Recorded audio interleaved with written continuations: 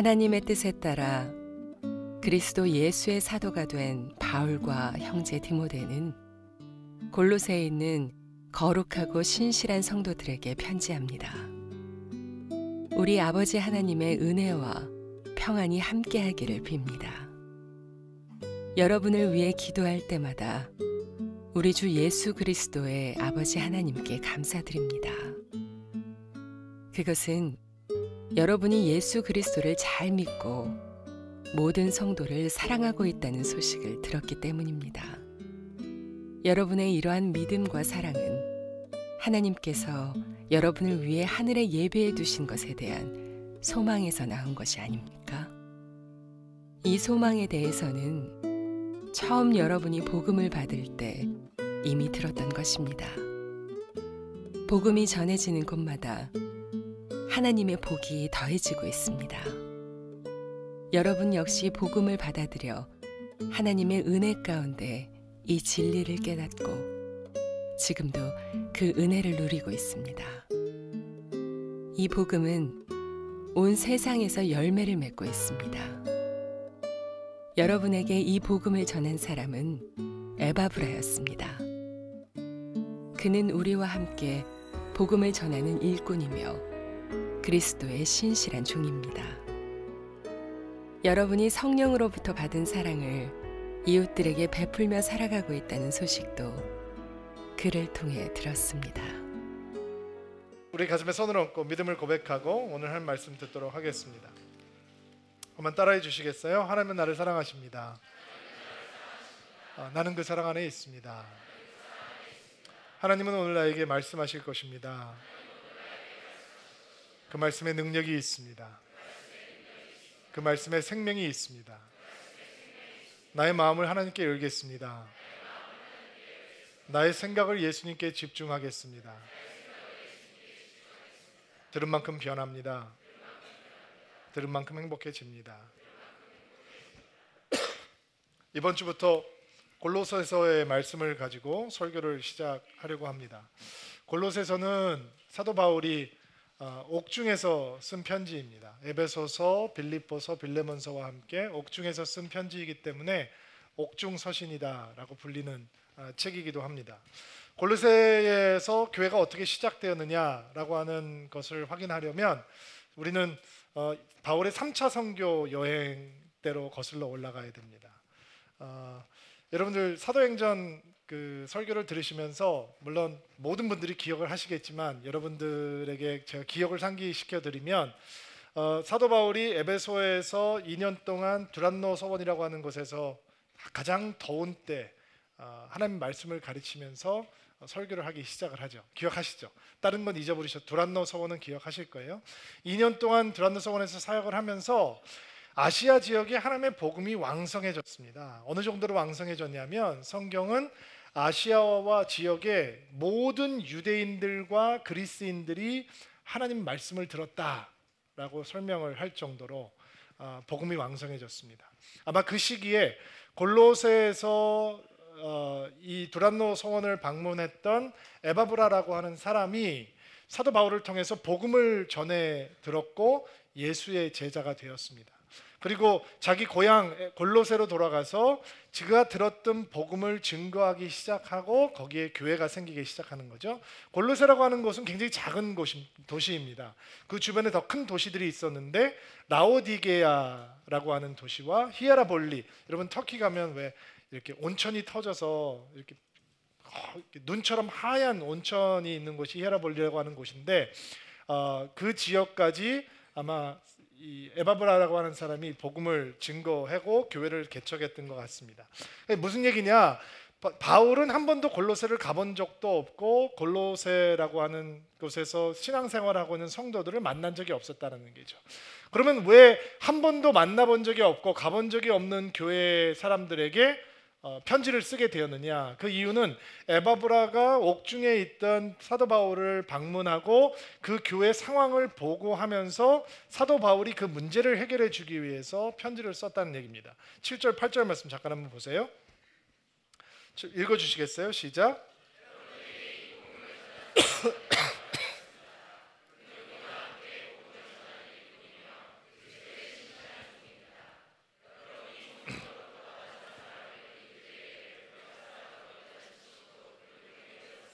자, 골로새 사람들의 소식을 누구를 통해서 들었다? 에바브라. 에바브라는 누구인데요?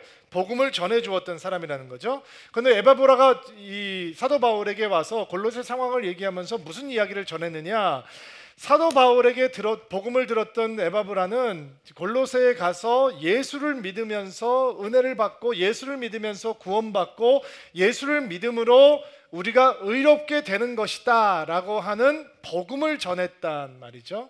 그런데 지금 골로새에 다른 사상이 들어오기 시작한 거예요. 그 다른 사상은 어떤 사상이냐? 초대교회가 대적해야 됐던 가장 강력한 이단 사상 가운데 하나가 영지주의인데, 영지주의는 육적인 것은 악하고 영적인 것은 선하다라고 믿는 사상이에요. 그러니까 예수님께서 육신을 입고 이 땅에 오셔야 대속적인 사역을 감당하실 수 있는 것인데, 육신은 악한 것이니까, 예수님께서 하나님의 아들이니까 육신을 입고 올 수가 없는 거죠. 그러면 예수님께서 십자가에 육신으로 죽으셨는데 그거는 육신으로 죽으신 것이 아니라 육신을 입고 오신 것처럼 보이는 것이고, 육신을 입고 죽은 것처럼 보이는 것뿐이다. 이 고상한 지식을 얻는 사람만이 영적인 높은 수준에 올라갈 수 있는 것이다 라고 하는 그 초대교회 영지주의 사상들이 들어오기 시작했던 것 같아요. 또 유대 율법주의도 들어와서 예수를 믿고 구원을 받는 것도 맞지만 율법을 지켜야지 구원이 온전히 이루어지는 것이다. 당신들이 이방인이지만 유대 율법을 지켜야 된다라고 얘기하는 사람들도 생기기 시작했어요. 또 천사를 숭배하는 이교 사상들도 들어와서 하나님을 직접 예배한다는 건 굉장히 교만한 일이다. 그러니까 우리에게는 중보자가 필요한데 그 중보자가 누구냐? 천사다. 천사를 예배해야 된다라고 하는 이상한 사상도 생겼고, 삐뚤어진 금욕주의도 들어와서 사람들을 조종하기 시작했어요. 이런 복잡한 상황들이 골로새 교회에 있었기 때문에 에바브라가 이 문제를 혼자 해결하지 못하고 옥중에 있던 사도 바울에게 찾아와서 도움을 요청하게 되고, 사도 바울이 이 복잡한 교회 상황을 해결할 수 있는 유일한 대안을 주는데, 그 대안은 무엇이냐? 우리의 믿음은 오직 예수 그리스도의 유일성과 탁월성으로부터 출발해야 된다라고 하는 예수 중심적인 신앙을 가르쳐 주는 것이죠. 그것을 가르치기 위해서 편지를 쓰는데 그 편지가 골로새서가 되는 거예요.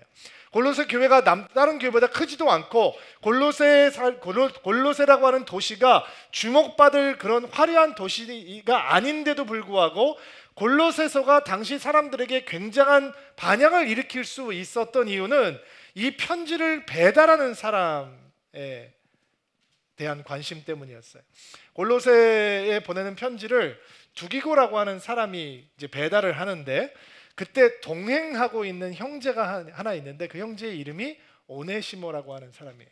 오네시모는 어떤 사람이냐면 빌레몬이라고 하는 사람의 집에서 골로새 교회가 모였거든요. 그러니까 빌레몬이라고 하는 사람이 굉장히 여유가 있는 골로새의 유지 같은 사람인데, 오네시모는 빌레몬의 노예였어요. 그런데 자기 주인의 돈을 훔쳐서 도망을 갔다가 복음을 듣게 되는 거죠. 그리고 사도 바울을 만나게 되는 거예요. 너 노예야? 도망친 노예야? 그럼 주인한테 돌아가야지. 저 죽는데요, 돌아가면? 그래도 돌아가야지. 누구 노예였어? 저 빌레몬 노예인데요. 빌레몬 내가 잘 알아. 내가 편지를 한 장 써줄게. 돌아가. 그리고 오네시모의 가슴 속에 편지를 한 장 찔러주는데 그게 빌레몬서예요. 땡큐. 이런 과하게. 너무 감사해요. 오늘은 뭐 앵콜도 좀 해주세요. 끝나고 나면. 노래하는 사람이 늘 부러운 건 설교 끝나면 앵콜 언제 한번 받아보나 라는 생각인데, 그러니까 도망친 노예가 주인에게 돌아오면 고문당하고 죽을 수밖에 없는 건데, 로마 사회는 그렇게 운영이 되는 것인데, 오네시모가 두기고와 함께 돌아온대. 그리고 사람들은 들썩이기 시작했겠죠. 빌레몬이 엄청나게 프레셔를 받았겠죠. 어떻게 해야 되는지 알지? 당신이 용서하면 우리 노예들 다 도망가는 거야. 우리 농장, 우리 공장, 우리 사업 다 망해. 그러니까 오면 따끔하게 야단쳐서 노예들 도망가지 못하게 해야 돼. 이런 이제 준비가 골로새에서는 생겼을 거예요. 그러나 어떻게 과연 진행이 될 건가? 골로새서 내용들을 보면 여러분들에게서 배우실 수 있게 될 거예요. 이런 상황들 때문에 골로새에게 편지가 전해졌을 때 사람들에게 굉장히 관심이 많았어요. 자, 골로새라고 하는 작은 연약한 교회가 흔들리고 있어요. 예수만으로 충분하지 않다라고 정면하는 거센 도전 속에 서 있고, 에바브라가 전해 주었던 복음은 너무 심플하다.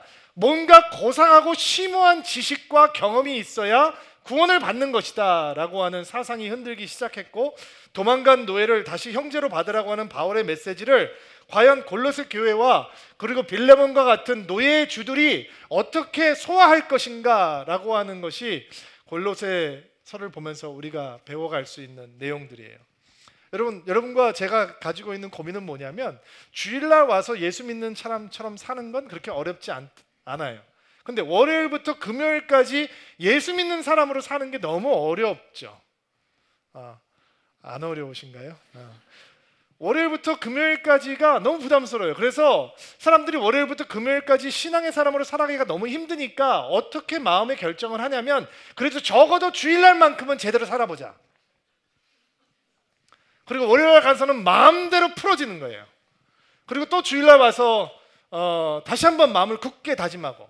그러나 진정한 제자도라고 하는 건, 진정한 신앙이라고 하는 건 세상을 피하는 도피주의도 아니고, 또 세상을 따라가는 수능주의도 더더군다나 아니고, 우리가 세상 속에서 살아간다라고 하는 것은 세상을 도피해서 거룩함을 보존하려고 해서도 안 되고, 세상을 따라가면서 순응하면서 우리의 거룩함을, 제자됨을 희생시켜서도 안 되고, 우리의 주일이 하나님을 만나는 시간이라면 우리의 월요일부터 금요일도 주를 향한 시간이 되어야 하는 것이고, 우리의 주일이 예수님께서 주인 되시는 시간이라면 월요일부터 금요일까지의 시간도, 그 시간을 어디서 보내는지 간에 그 시간의 주인은 예수 그리스도야 하는 것이고, 주일날 판단하는 모든 판단 기준이 예수 그리스도이시라면 월요일부터 금요일까지 살아가고 있는 모든 판단 기준도 예수 그리스도야 하는 것이고, 이 메시지가 골로새서를 통해서 우리에게 흘러 들어오게 되는 것입니다. 1절 2절 말씀 잠깐 보시겠어요? 1절 2절 말씀 읽어주세요. 시작.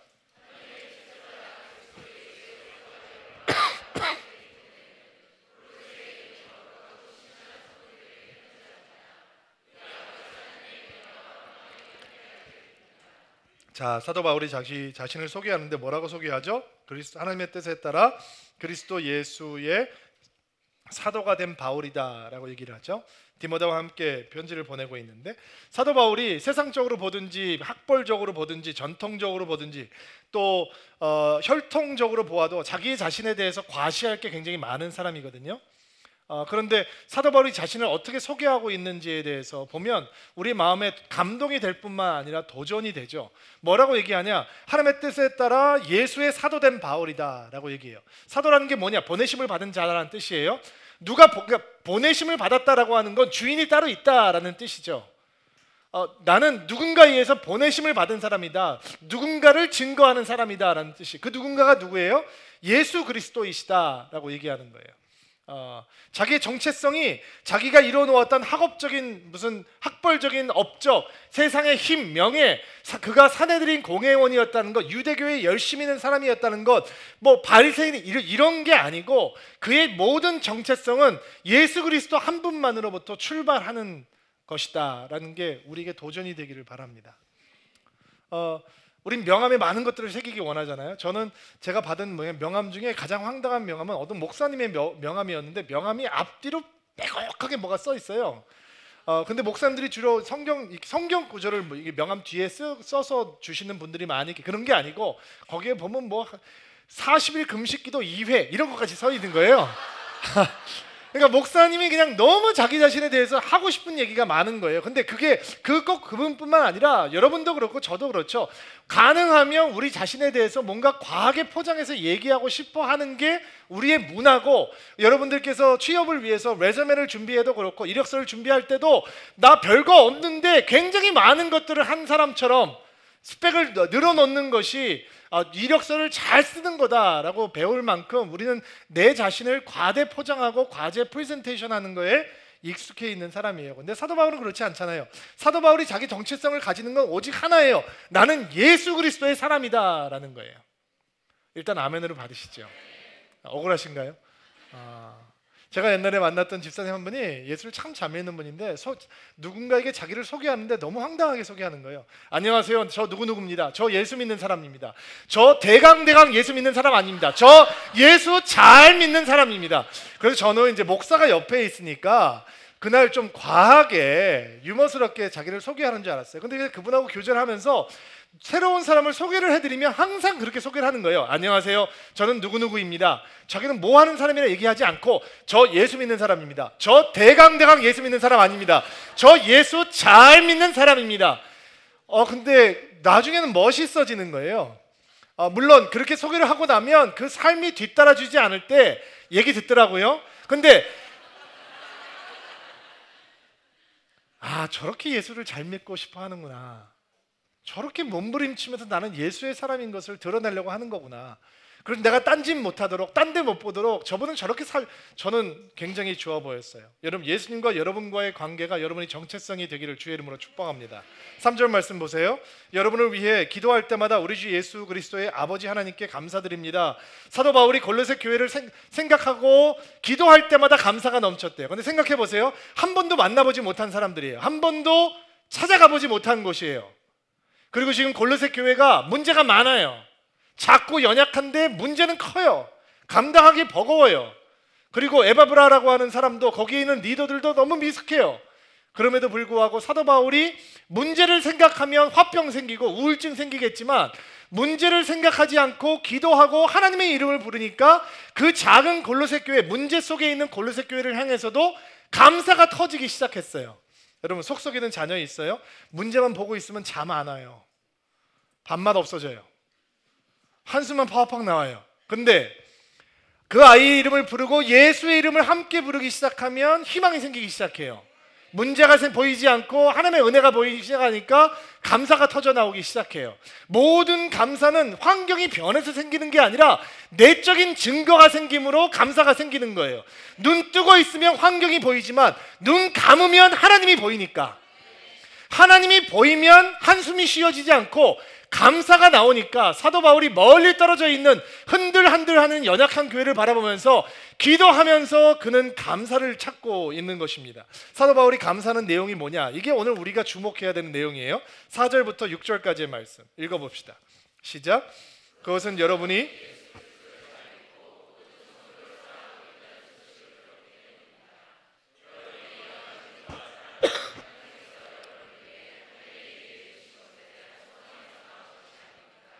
이 소망에 대해서는 처음 여러분이 복음을 받았을 때 이미 들었던 것입니다. 복음이 전해지는 곳마다 하나님의 복이 더해지고 있습니다. 여러분 역시 복음을 받아들여 하나님의 은혜 가운데 이 진리를 깨닫고 지금도 그 은혜를 누리고 있습니다. 이 복음은 온 세상에서 열매를 자, 사도 바울이 감사하고 있는 이유가 뭐냐? 저를 잊어버리지 않게 알려드릴게요. 믿음 때문이고 사랑 때문이고 소망 때문이고 열매 때문이에요. 외우셨어요? 자, 뭐 때문이라고? 첫 번째 믿음 때문이고, 두 번째 사랑, 세 번째 소망, 네 번째 끝났어요. 이제 가세요.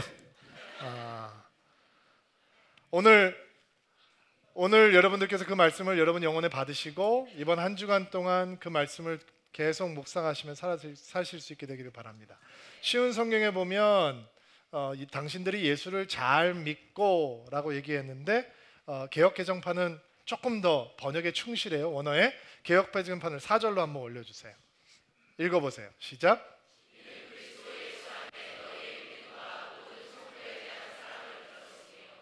자,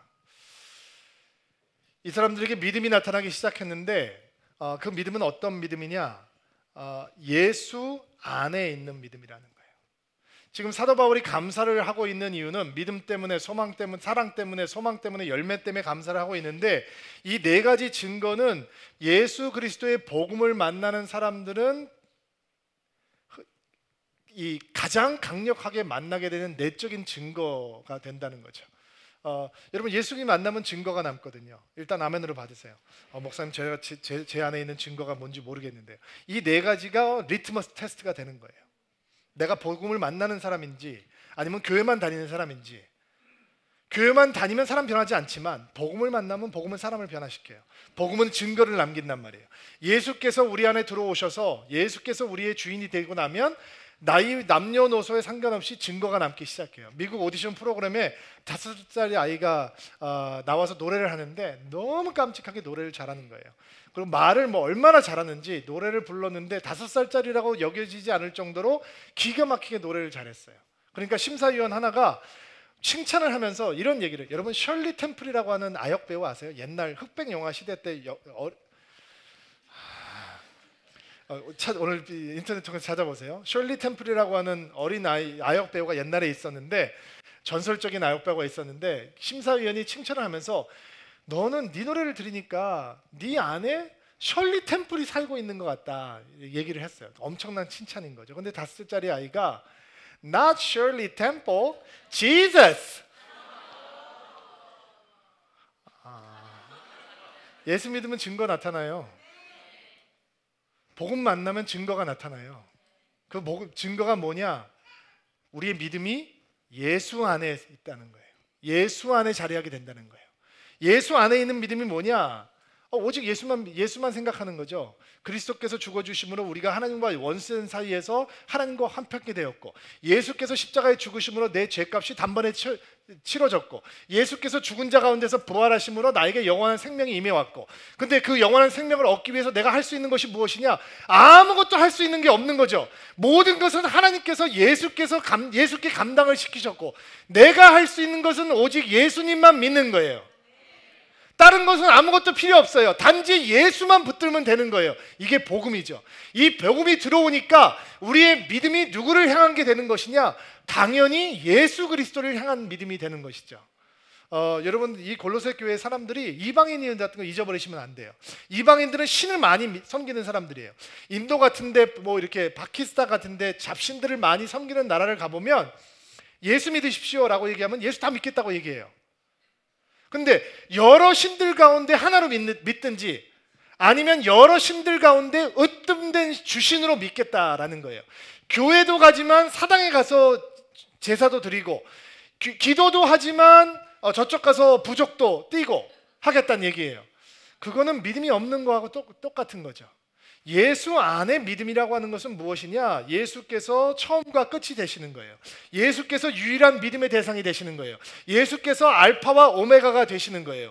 그분께서 모든 것을 주장하시니까 우리의 믿음이 예수 안에 있으니까 예수님처럼 살아갈 수밖에 없는 거겠죠. 그러니까 믿음은 행위를 낳는 거예요. 행위가 없는 믿음, 그 믿음은 예수 안에 없는 믿음이기 때문이에요. 목사를 믿는 믿음이든지 교회를 믿는 믿음이든지 교회 안에 친한 친구들을 믿는 믿음은 행동으로 이어지지 않을 수 있어요. 그러나 우리의 믿음이 진짜 예수 안에 있다면, 예수 안에 존재한다면 그 믿음대로 살아갈 수밖에 없는 거죠. 제가 오늘 집사님 한 분이 간증을 하는데 어떻게 예수 믿게 되셨습니까? 라고 얘기하니까 참 가난한 시절에 고등학교를 다니셨던 어른이셨는데, 어느 날 친구 중에 하나가 학교를 못 왔대요. 왜 못 왔냐 그러니까 등록금이 없어서 이제 학교 등교를 못 하고 있었대요. 그러니까 선생님께서 예수 믿는 분이셨는데 한 번도 너희를 예수 믿어라라고 얘기하지 않았는데 그분이 교회 다니는 분이라는 걸 아이들이 다 알았다는 거죠. 근데 오늘 얘 왜 안 왔어? 이번 주에 왜 걔 안 오고 있는 거야? 물어보니까 반장이 선생님 등록금이 없어서 지금 등교를 못 한답니다. 얘기를 하니까 그 선생님께서 화를 버럭 내시면서 너희들은 지금 친구가 돈이 없어서 학교를 못 나오고 있는데 너희들끼리만 공부하겠다고 지금 등교하고 있는 거야? 다 회수권 다 꺼내, 차비 다 털어, 집에 걸어가, 일주일 내내 걸어가. 그리고 선생님도 눈물을 흘리시면서 지갑을 털어서 애들한테 돈을 모아서 등록금을 마련해 주셨다는 거예요. 그게 그분의 믿음이었죠. 불쌍한 사람들을 긍휼히 여기는 거가 믿음이 아니고 예수처럼 사는 게 믿음이니까. 그게 예수 안에 있는 믿음이란 말이에요. 내적인 증거가 뭐냐? 복음을 만난 사람의 증거가 뭐냐? 예수 믿는 것으로 끝나는 것이 아니라 믿는 대로 살아간다는 거예요. 두 번째 증거는 무엇이었느냐? 복음이 골로새에게 남겨준 증거는, 자 4절 말씀 다시 보세요. 그것은 여러분이 예수 그리스도를 잘 믿고 모든 성도를 사랑하고 있다는 소식을 들었기 때문입니다. 성도들이 서로를 향해서 가지고 있는 사랑이었어요. 초대교회가 로마에서 이제 퍼져가고 있을 때 로마에 의식 있는 역사가들이 이런 기록을 남겨놓았습니다. 이 기독교인들이 로마 제국을 덮어버릴 것이다. 그 이유는 그들이 뭐 심오한 사상을 가지고 있어서가 아니고, 그들이 힘 있는 사람들이 많이 있어서가 아니고, 그들이 서로 사랑하고 있기 때문이다. 그들이 가난한 자를 돌보고 하나님의 사랑으로 병든 자들을 품고 있기 때문이다. 그들은 이 제국을 변화시킬 것이다 라고 기록을 남겨놓았대요. 너무 평범한 말씀이에요. 서로 사랑하라. 별로 감동하지 않아요. 제가 만약에 그런 설교를 했다면 오늘 목사님 할 말이 진짜 없었나 보다, 뭐 저런 말씀하고 말까 라고 끝날 수 있어요. 그러나 서로 사랑하는 말씀이 우리를 마음을 감동하지 않는 이유가 있어요. 그 이유는 사랑의 진정한 의미를 때때로 우리가 잊기 때문이에요. 자, 부부들 옆에 있는 사람 보세요. 와이프 있는 분들, 남편이 있는 분들 얼굴 쳐다보세요. 사랑이 감정이에요? 감정이에요? 그 얼굴 보면 감정이 나와요? 여러분, 사랑이 감정이에요? 그러면 같이 못 사실걸요? 사랑은 헌신이에요.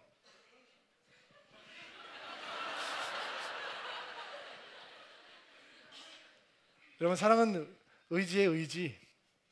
사랑은 수고로움이에요. 아이 하나 키우려면 얼마나 수고 많이 해야 되는지 몰라요.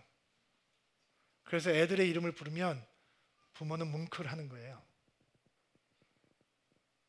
남의 아이들 이름 부르면 뭉클하지 않아요. 내가 수고하지 않으니까. 내 아이는 수고하며 키우니까 걔 이름을 부르면 마음이 뜨거워지는 거예요. 제가 애들 키우면서 참 힘든 사건을 한번 경험했는데, 애들이 학교 갔다가 둘 다 이가 옮아왔어요. 그래서 학교에서 통지문이 날라온 거예요.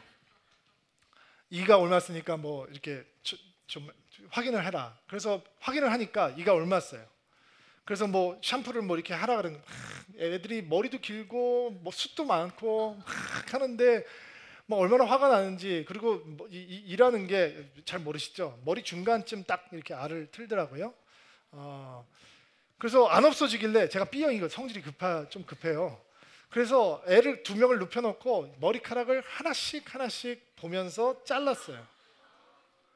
이게 한두 시간 걸리는 작업이 아니더라고요. 제가 목 디스크가 있어서 목을 이렇게 하고 있으면 굉장히 목이 아픈데, 목이 끊어질 것 같은데 애 둘을 눕혀놓고 그거를 제가 하나씩 잘랐어요.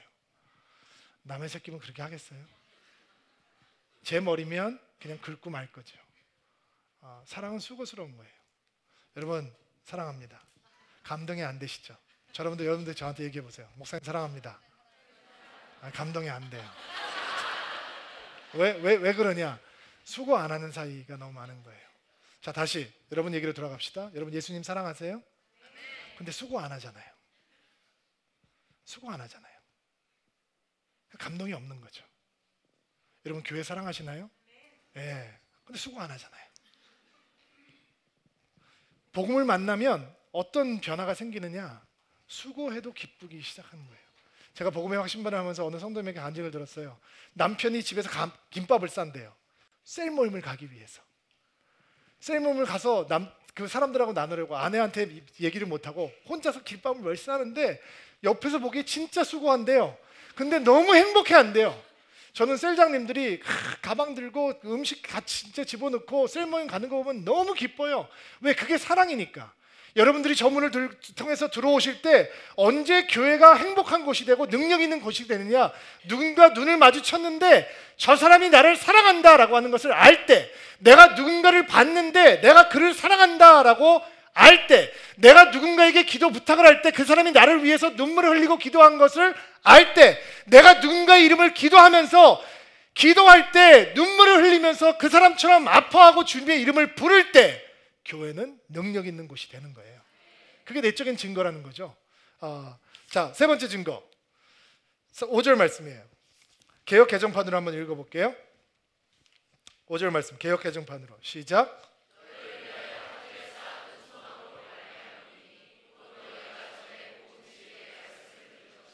자, 복음을 만나니까 나타난 세 번째 증거는 소망이에요. 근데 소망인데 그 소망이 어디 쌓여 있느냐? 하늘에 쌓여져 있는 소망이다라는 거예요.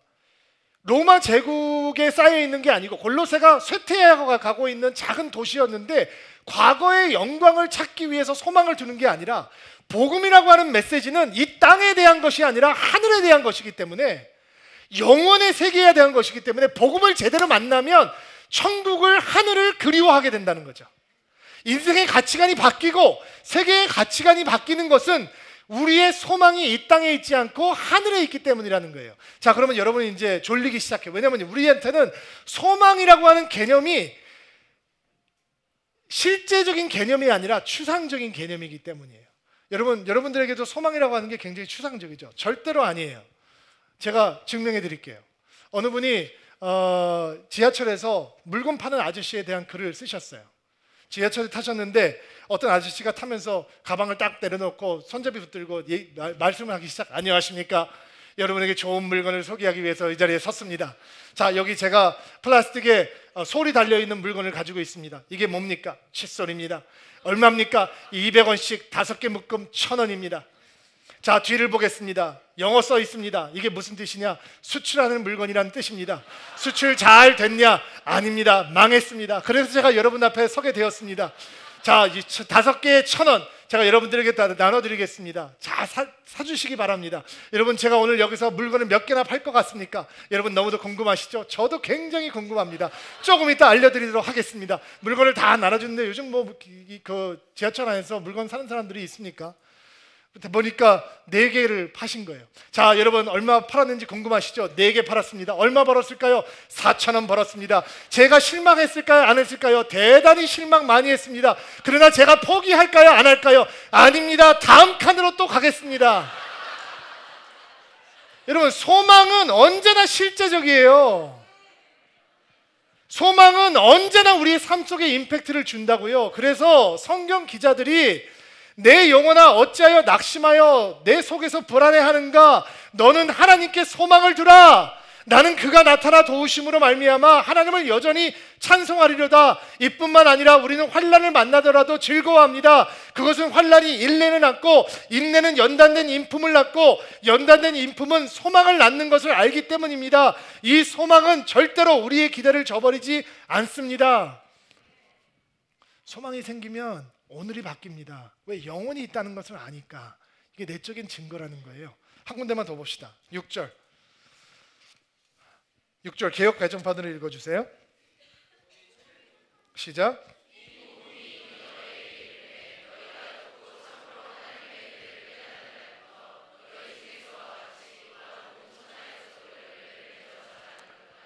자, 복음을 듣고 복음을 깨닫고 복음을 믿게 된 그들에게 열매가 나타나기 시작했대요.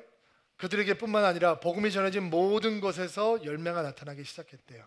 이거는 당연한 일이에요. 복음은 살아있기 때문에 성장하고 열매를 맺게 돼 있어요. 그럼 복음을 못 만난 사람들은 어떤 열매를 맺냐? 갈라디아서 5장 19절부터 읽어볼게요. 읽어주세요. 시작.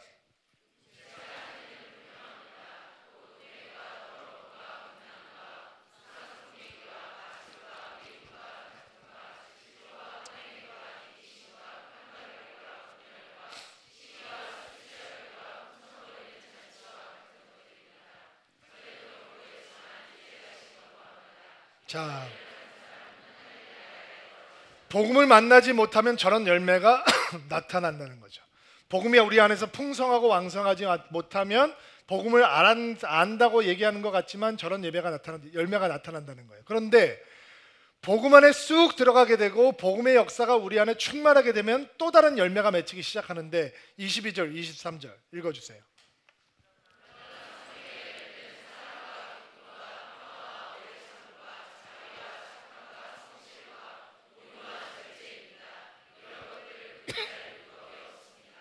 여기에 열매를 맺고 있다라고 하는 맺는다라고 하는 단어는 완료형으로 쓰여진 단어가 아니고요. 진행형으로 쓰여진 단어예요. 굉장히 중요한 일이에요. 자, 여러분이 예수를 믿게 되었습니다. 그리고 열매가 다 맺혔습니다. 이런 뜻이 아니라는 거예요. 여러분은 복음을 받았습니다.